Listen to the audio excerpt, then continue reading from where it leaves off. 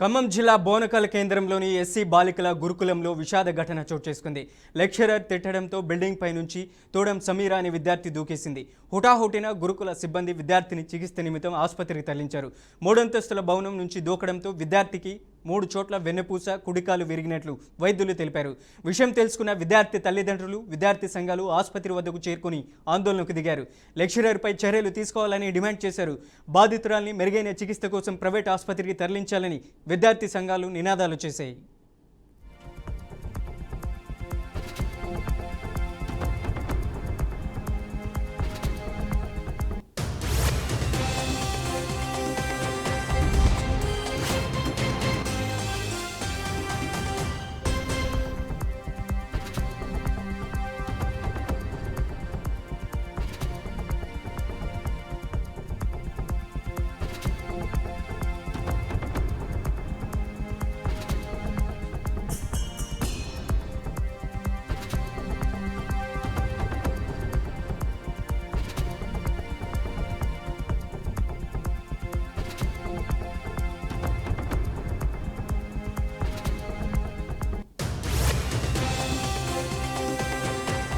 ఖమ్మం జిల్లా బోనకల్ కేంద్రంలోని ఎస్సీ బాలికల గురుకులంలో విషాద ఘటన చోటు చేసుకుంది. లెక్చరర్ తిట్టడంతో బిల్డింగ్ పై నుంచి తూడం సమీరా అనే విద్యార్థి దూకేసింది. హుటాహుటిన గురుకుల సిబ్బంది విద్యార్థిని చికిత్స నిమిత్తం ఆసుపత్రికి తరలించారు. 3 అంతస్తుల భవనం నుంచి దూకడంతో విద్యార్థికి 3 చోట్ల వెన్నెపూస, కుడికాలు విరిగినట్లు వైద్యులు తెలిపారు. విషయం తెలుసుకున్న విద్యార్థి తల్లిదండ్రులు, విద్యార్థి సంఘాలు ఆసుపత్రి వద్దకు చేరుకుని ఆందోళనకు దిగారు. లెక్చరర్పై చర్యలు తీసుకోవాలని డిమాండ్ చేశారు. బాధితురాల్ని మెరుగైన చికిత్స కోసం ప్రైవేట్ ఆసుపత్రికి తరలించాలని విద్యార్థి సంఘాలు నినాదాలు చేశాయి.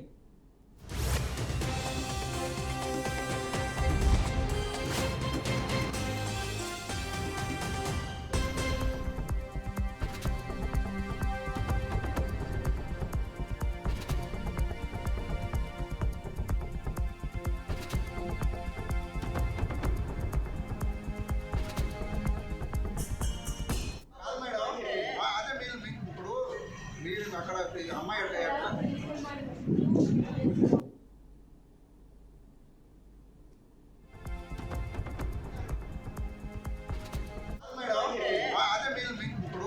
మీరు అక్కడ అమ్మాయి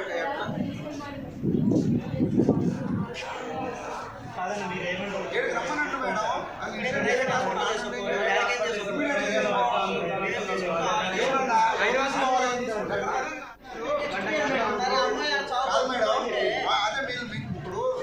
మీరు అక్కడ అమ్మాయి రమ్మన్నట్టు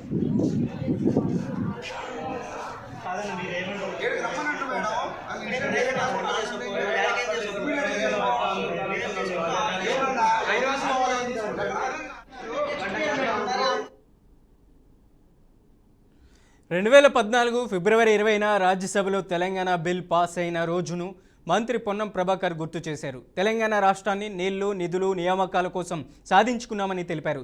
నిజామాబాద్ మున్సిపల్ కార్పొరేషన్ మేయర్గా ఉమారాణి పదవీ బాధ్యతల స్వీకరణ కార్యక్రమానికి మంత్రి పొన్నం ప్రభాకర్ అలాగే పీసీసీ అధ్యక్షులు మహేష్ కుమార్ గౌడ్ హాజరయ్యారు. కాంగ్రెస్ ప్రభుత్వం ఏర్పడిన తర్వాత గ్రామ పంచాయతీ ఎన్నికల్లో, పురపాలిక ఎన్నికల్లో రాష్ట్ర ప్రజలు తమ పార్టీకి పట్టం కట్టారని అన్నారు. 7 పదవి బాధ్యతలు చేపట్టినటువంటి కూరగాయల ఉమారాణి గారు, డిప్యూటీ మేయర్ గారికి అభినందనలు. నిజామాబాద్ అభివృద్ధిలో వారి మార్కు, వారి యొక్క విధానం ప్రకారంగా తెలంగాణ ప్రజాపాలన ప్రభుత్వ సహాయ సహకారాలతోటి పూర్తి స్థాయిలో అభివృద్ధి చేయాలని కోరుకుంటూ వారికి అభినందన తెలియజేస్తా ఉన్నాం. 116 మున్సిపాలిటీలు, 7 కార్పొరేషన్లు అయితే కూడా మరి ప్రజలు కాంగ్రెస్ పార్టీ ప్రజలను గెలిపించి ఆశీర్వదించినారు. వారందరికీ ధన్యవాదాలు. అదే విధంగా ఇవాళ ఒక ప్రత్యేకమైనటువంటి దినం. 2014 తెలంగాణ బిల్లును రాజ్యసభలో ది బిల్ ఈజ్ పాస్డ్ అని ఆమోదించుకున్నటువంటి రోజు ఈరోజు చాలా సుదినం. సోనియా గాంధీ గారి నాయకత్వంలో మరి ఈరోజు తెలంగాణ సాధించుకున్నాం. తెలంగాణ తల్లిగా ఈ సందర్భంలో మరొక్కసారి సోనియా గాంధీ గారికి ధన్యవాదాలు. ఆనాడు అసూరు బాసిన వారందరికీ కూడా అమరవీరులకు జోహార్లు ఇస్తూ ఇతరత్ర ఏ అంశాలైతే మ్యానుఫ్యాక్చర్లు పెట్టిన ఉద్యమకారులకు సంబంధించిన అన్ని పూర్తి చేస్తామనేటువంటి మాట కూడా ఈ సందర్భంగా మనవి చేస్తూ ఎన్నికల సమయంలోనే రాజకీయాలు చేయాలని పీసీసీ అధ్యక్షులు మహేష్ కుమార్ గౌడ్ అన్నారు. పట్టణాల అభివృద్ధి ప్రత్యేక నిధులు తెస్తామన్నారు. పట్టణాల అభివృద్ధికి అన్ని పార్టీలు కలిసి ముందుకు రావాలని మహేష్ కుమార్ గౌడ్ పిలుపునిచ్చారు. పదవి బాధ్యతలు చేపట్టినటువంటి సందర్భంలో వారికి మనస్ఫూర్తిగా అభినందనలు. మేము చాలా సందర్భాల్లో చెప్తా ఉంటాం, ఎన్నికల వరకే రాజకీయాలు, రాజకీయ పార్టీలని. ఎన్నికల తర్వాత మా మేయర్ గారికి నేను అదే సూచించడం జరిగింది. అన్ని వార్డులని సమూలంగా సముచితంగా అభివృద్ధి చేయాలని. ఆ దశగా మేయర్ ఉమారాణి గారు, డిప్యూటీ మేయర్ గారు అన్ని వార్డుల యొక్క కార్పొరేట్ కలుపుకొని నగరాభివృద్ధి కొరకు కృషి చేయాల్సిందిగా వారు సూచించడం జరిగింది. ముఖ్యమంత్రి రేవంత్ రెడ్డి గారు నిజామాబాద్ పట్టణం మీద ఒక ప్రత్యేక శ్రద్ధ పెట్టినారు కాబట్టి ప్రత్యేకమైన నిధులు ఇవ్వాలని వారు కోరడం జరిగింది. ఇక్కడ ఇన్ఛార్జిగా ఉన్నట్టు ఉత్తమ్ కుమార్ రెడ్డి గారు ఆ ప్రత్యేక నిధులు తీసుకొచ్చే బాధ్యతను తీసుకున్నారు కాబట్టి నిజామాబాద్ అన్ని దశలు 2027 జూన్ 26వ తేదీ నుంచి గోదావరి పుష్కరాలు ప్రారంభమవుతాయని ఏపీ నీటిపారుదల శాఖ మంత్రి నిమ్మల రామానాయుడు అసెంబ్లీలో వెల్లడించారు.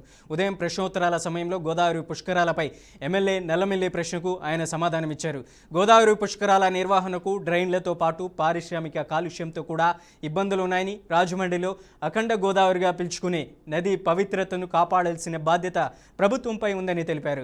జంతు కళేబరాలు, పౌల్ట్రీ వ్యర్థాలను కూడా నది నీటిలో కలిపేస్తున్నారని, అలాంటి వారిపై చర్యలు తీసుకోవాల్సిన అవసరం ఉందని మంత్రి నిమ్మల రామానాయుడు చెప్పారు.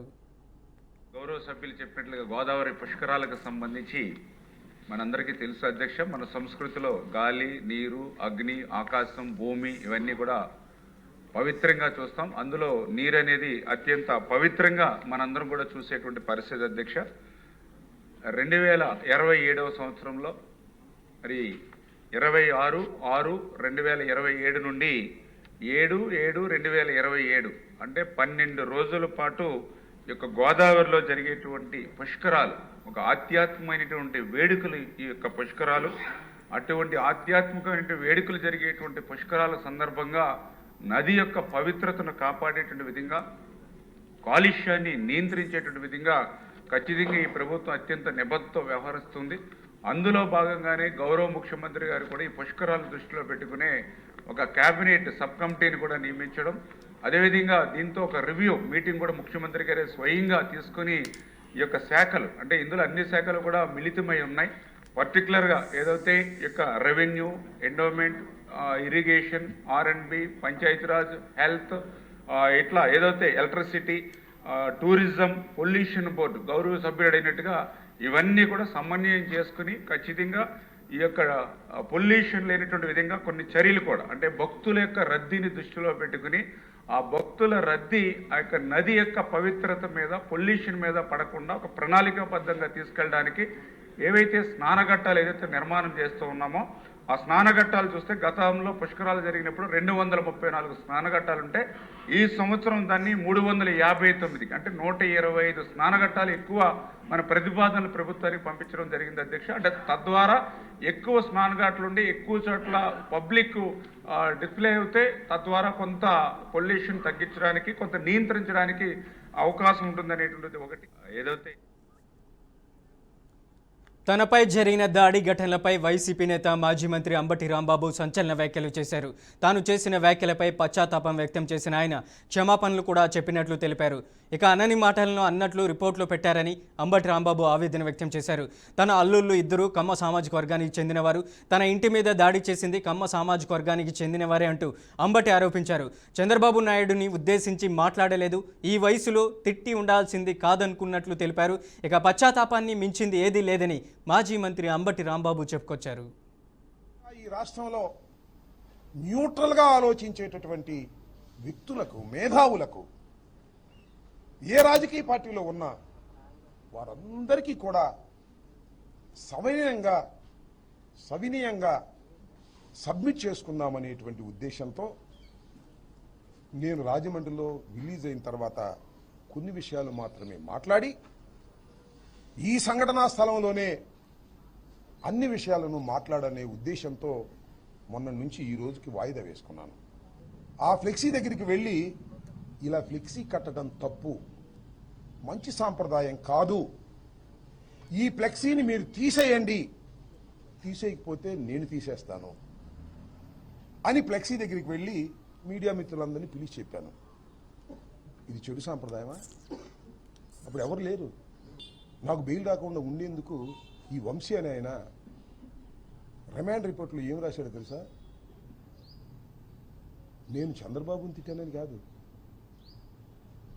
అరే కమ్మ నా కొడకల్లారా, కమ్మ నా కొడుకులు ఇక్కడ ఉంటే చంపేస్తా, చంద్రబాబు కమ్మ నా కొడక. నేను అన్నానా?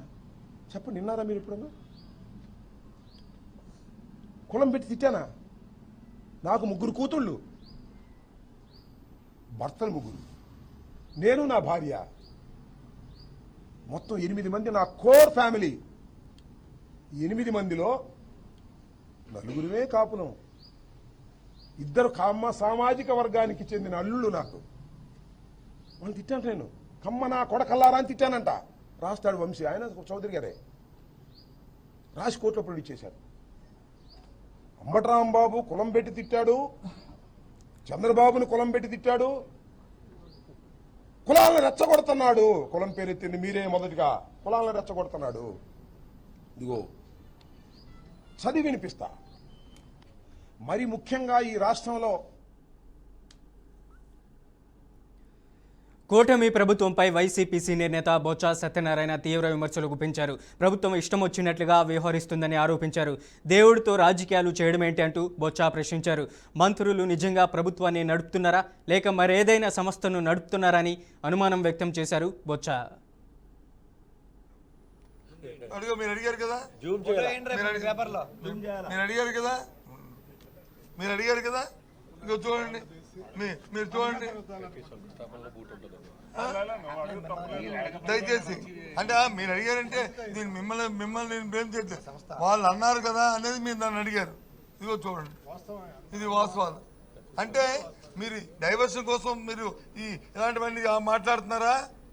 రాష్ట్ర ప్రజల చూడండి, దయచేసి రాష్ట్ర ప్రజల నుంచి ప్రార్థిస్తున్నాను. ఏ రకంగా ఈ కూటమి తాలూకా పెద్దల తాలూకా నాయకత్వం మనుషుల తాలూకా ఆలోచన సరళ ఎలాగుందో, వాళ్ళ బుద్ధి ఎలాగుందో, అందుకే ఆ భగవంతుని వచ్చి ఆ దేవదేవుని వచ్చి మేము వచ్చి వెంకటేశ్వర స్వామి ఫోటో ఇది ఇదే అసెంబ్లీకి శంకుస్థాపన చేసి ఎప్పుడు దామని ఎక్కడ దామని ఇదిగో మేము పట్టు రక్షించా గోవింద్ గోవింద్. అంతే, ఇందులో పార్టీ కానీ ఇందులో రాజకీయాలు కానీ ఇందులో ఏమైనా ఉన్నాయండి? ఏమడుగుతున్నాం మేము? రక్షించు గోవిందా, రక్షించు, మంచి బుద్ధి ప్రసాదించు గోవిందా, అది మంచి ఆలోచన పెట్టి గోవిందా, పెట్టి గోవిందా అన్నాం తప్ప ఇంకేమన్నామండి? ఇదా అంటే వాళ్ళ తాలూకా ఒక ఆలోచన, ద్వంద్వ వైఖరి, వాళ్ళ దుర్బుద్ధి, వాళ్ళ ఆక్షేపణ. ఒకటి అడుగుతున్నానండి, సూటిగా ప్రశ్నిస్తున్నాను. ఏంటంటే సూటిగా ప్రశ్న నిన్నటి రోజున మొన్నటి రోజున అటుమన్నటి రోజున హిందాపూర్తో హెరిటేజ్ కూడా సంబంధాలపై చర్చ అడిగాం. హిందాపూర్ కంపెనీ ఒక ప్రైవేట్ కంపెనీ, అలాగే హెరిటేజ్ ఒక ప్రైవేట్ సంస్థ. మరి ఈ సంస్థలో ఎంతమంది మంత్రులు మాట్లాడిపోయండి? వీళ్ళందరూ డైరెక్టర్లు అయిన అందులో. ఇప్పుడు నిన్న వచ్చి మేడం గారు మాట్లాడారు, ముఖ్యమంత్రి గారి భార్య, నేను చూస్తాను టీవీలో. అది ఒక సంస్థకి ఆవిడ సంస్థలుగా ఎండిఓ లేకపోతే డైరెక్టరో లేకపోతే చైర్మన్ గారు, కాబట్టి నాకు తెలియదు కానీ మాట్లాడు, కానీ రిలేటెడ్ కాబట్టి ఆవిడ సమాధానం చెప్పారు. ఈటీ వారు అడుగు మీరు గ్రామ పంచాయతీల అభివృద్ధికి కేంద్ర ప్రభుత్వం మరోసారి ఊతమిచ్చింది. 15వ ఆర్థిక సంఘం కింద 3వ విడతలో భాగంగా 387.53 కోట్ల రూపాయలు విడుదల చేసింది.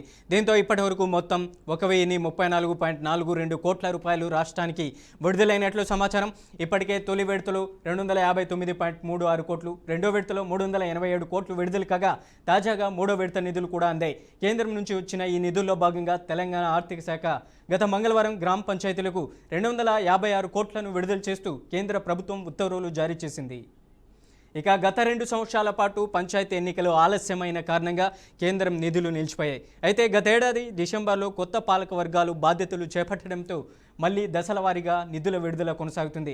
మరోవైపు తెలంగాణకు కేంద్రం నుంచి ఇంకా దాదాపు 2,000 కోట్లు రావాల్సి ఉన్నట్లు ప్రభుత్వం చెబుతుంది. పెండింగ్ నిధులను వెంటనే విడుదల చేయాలని పంచాయతీరాజ్ గ్రామీణాభివృద్ధి శాఖ మంత్రి సీతక్క కేంద్రాన్ని కోరారు. ఇప్పటివరకు విడుదలైన నిధులను గ్రామాల్లో మౌలిక వసతుల కల్పనకు అలాగే పెండింగ్ బిల్లుల చెల్లింపునకు వినియోగించాలని అధికారులను సూచించారు.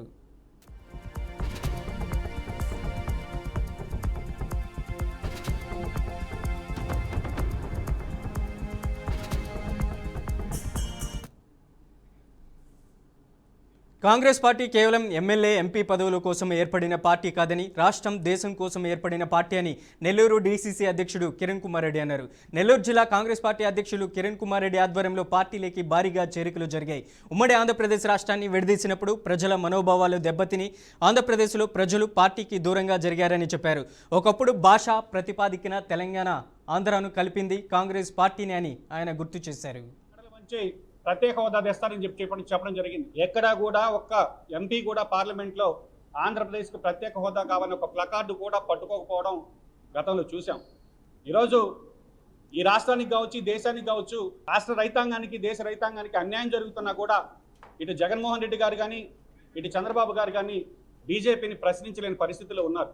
ప్రభుత్వ సంస్థలైనటువంటి బీఈఎల్ కావచ్చు, బీహెచ్ఈఎల్ కావచ్చు, ఇండియన్ ఆయిల్ కావచ్చు, అదేవిధంగా ఇటువంటి సంస్థలన్నింటినీ కూడా ఈరోజు దగ్గరగా 3,50,000 కోట్లు ప్రభుత్వ రంగ సంస్థల నుంచి డిజిన్వెస్ట్మెంట్ కింద అవి అమ్మడం మొదలుపెట్టారు.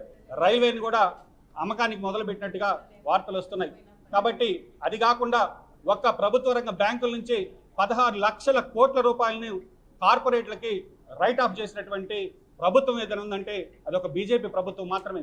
ఈరోజు దేశంలోని అన్ని వ్యవస్థలు, ఫెడరల్ సిస్టమ్ మొత్తం కూడా నాశనం అయిపోతున్నా కూడా, రాష్ట్రాల హక్కులు హరిస్తున్నా కూడా ఈరోజు మాట్లాడలేని పరిస్థితుల్లో ఈ యొక్క కూటమి నాయకులు, అదేవిధంగా జగన్మోహన్ రెడ్డి గారు ఉన్నారు.